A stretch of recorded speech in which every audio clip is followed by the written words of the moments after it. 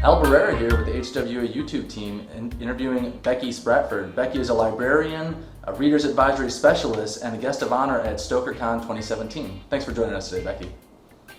Thank you for having me. So, what a Reader's Advisory Specialist means is I'm a librarian who works with leisure readers, people who want to read things for fun.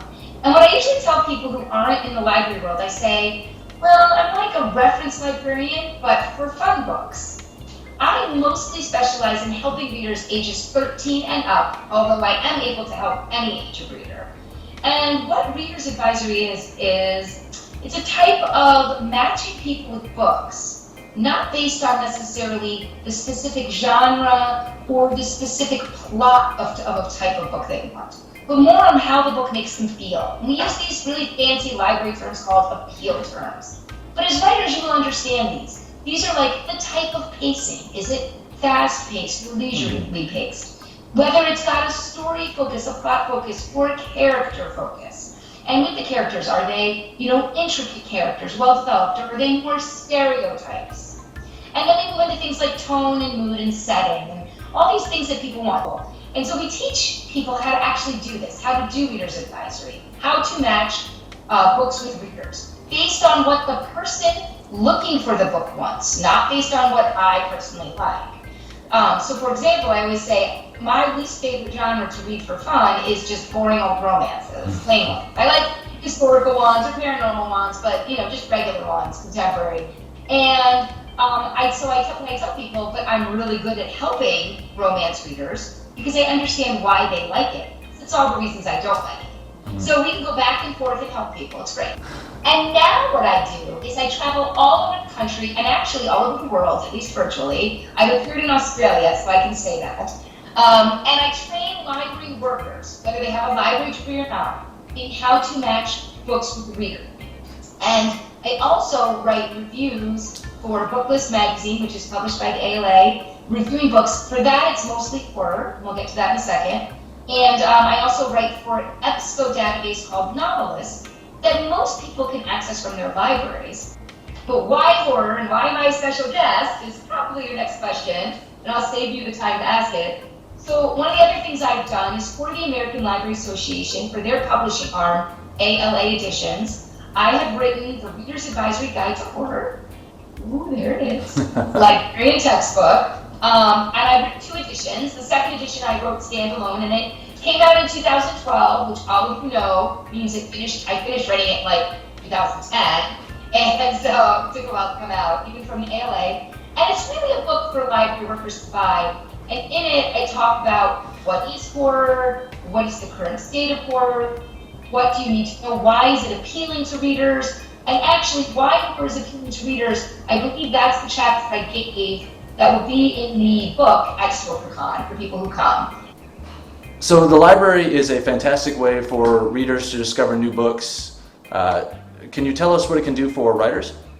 Yeah, sure. It's really interesting. I know that HWA is working on with United for Libraries, which is a division of the ALA, and I'm actually a member of United for Libraries, because along with all the other stuff I do, I'm also a library trustee, which means I'm an elected official for my own local library, running the library. So what connecting libraries with writers is hugely beneficial for writers. And I think a lot of writers don't understand that. In fact, one time I hosted Karen Slaughter, so a huge best-selling author, at my library doing an event. And she came up right away and she's like, my mom worked in a library, like I know about libraries, I love you guys. I gotta tell all my friends, they have no idea how much you do for them. But then she's like, but maybe not, because then you won't call me every time, So it is true, it's like the best kept secret. Okay, when you sell a book to a reader, as a writer, you're selling it to one reader. So maybe you sell 10 copies to 10 readers. And that's 10 copies of your book you've sold, and that's fantastic. But if you sell 1 copy to 1 library, you actually could get up to 50 readers out of that. You'd get at least 10, because it's getting on the shelf. When we get books in, they go on the new shelf, whether they're brand new or not, if it's new to the library. That puts it in a prime location. I spoke before about all the books in the library. It's overwhelming for readers. As a writer, I bet you could look and be like, how is my book going to get found?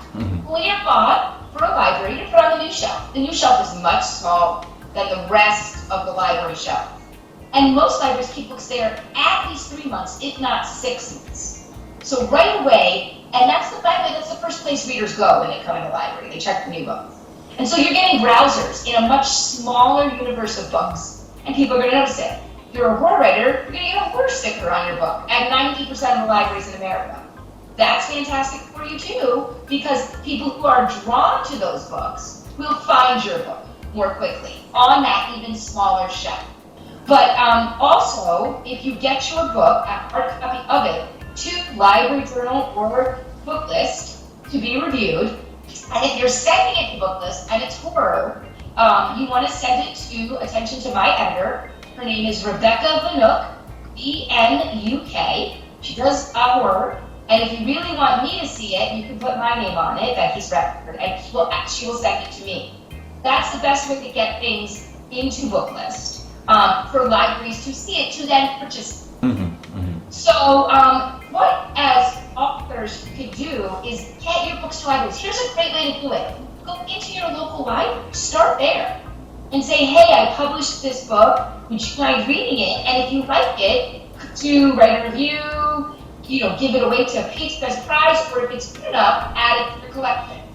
Do not walk in and tell the librarian to add your book to the collection. I will read about you on all our listservs where you complain about our patrons. So you don't want to walk in and tell the librarian, but it's a great way to make a connection and say, hey, I live in the community, I love coming to the library, I wrote this book. And again, say, I'd love for you to read it and tell me what you think, one. Then you can say, the next step would be like, feel free to give this copy away as a prize for summer reading. We love that. We need prizes. Or you could say, like I said, if you really like it, maybe you'll put it in the collection. And that's a great way to start. Encourage your publishers, if you're in small publishers, to get the books to the reviewers for those journals I mentioned, especially Library Journal and especially Book List, because I do review for them. And when I'm at StokerCon, I'm more than willing to talk to any authors who want to hear more about how to get things in libraries and maybe ways they can go about it. Well, awesome. Thank you for joining us today, Becky. We really appreciate it. No problem. See you in April. See you then.